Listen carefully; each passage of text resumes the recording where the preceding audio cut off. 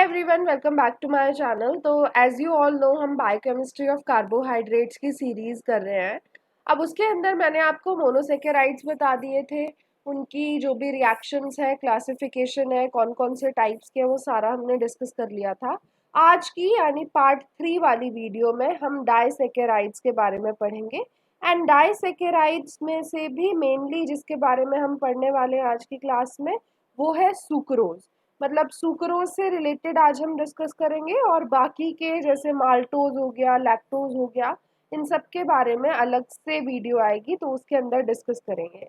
अब एक चीज आपको याद रखनी है, डाइसेकेराइड का मतलब है कि दो मोनोसेकेराइड्स हैं जो साथ में एसोसिएटेड है। तो टू मोनोसेकेराइड्स यहाँ देखने को मिलती हैं, and these are combined together by the help of glycosidic linkage. तो यहाँ पे ग्लाइकोसिडिक लिंकेज नाम की लिंकेज जो है वो एग्जिस्ट करती है।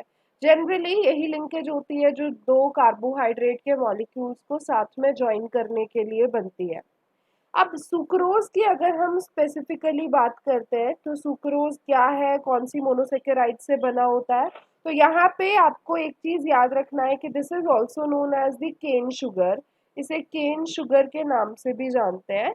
इसके अलावा इसे टेबल शुगर के नाम से भी जानते हैं। टेबल शुगर ये बेसिकली शुगर केन से मिलती है, इसीलिए ये केन शुगर के नाम से जानी जाती है। स्वीटनिंग एजेंट है क्योंकि कार्बोहाइड्रेट से बिलोंग करती है, और दो टाइप की शुगर से बनी होती है, that is glucose and fructose. तो ग्लूकोज और फ्रक्टोज होता है जो यहाँ पे एग्जिस्ट करता है।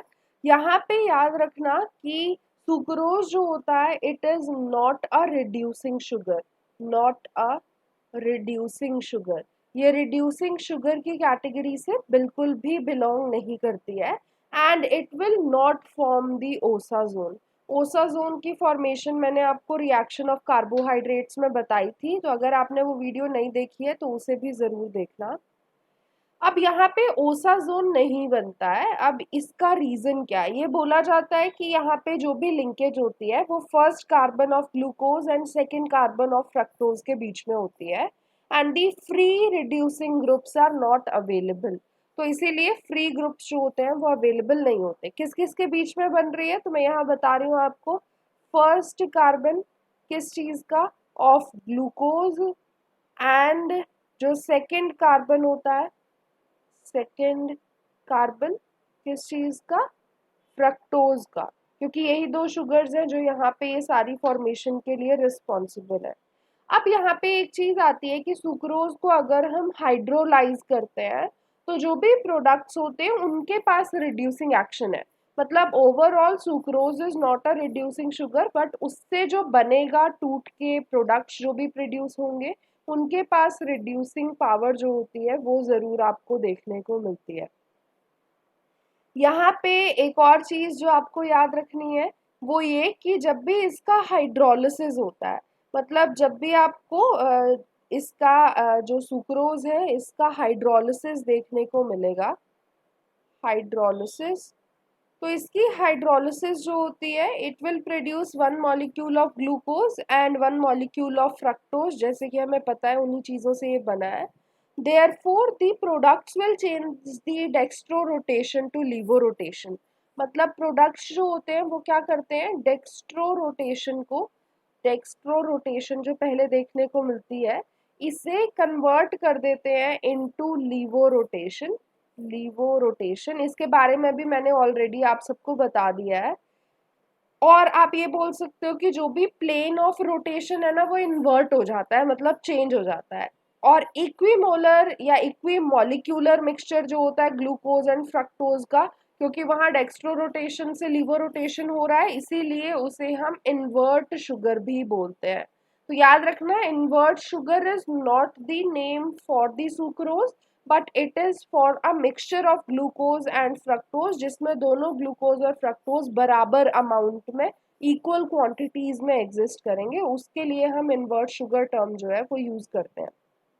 जो भी यहाँ पे यूज होता है एंजाइम हाइड्रोलिसिस के लिए, इसीलिए उसे हम इन्वर्टेज बोलते हैं। इन्वर्ट शुगर की प्रोडक्शन के लिए रिस्पॉन्सिबल है, उसका जो कंपोनेंट है, जो प्रोडक्ट्स है वो बनाने के लिए रिस्पॉन्सिबल है।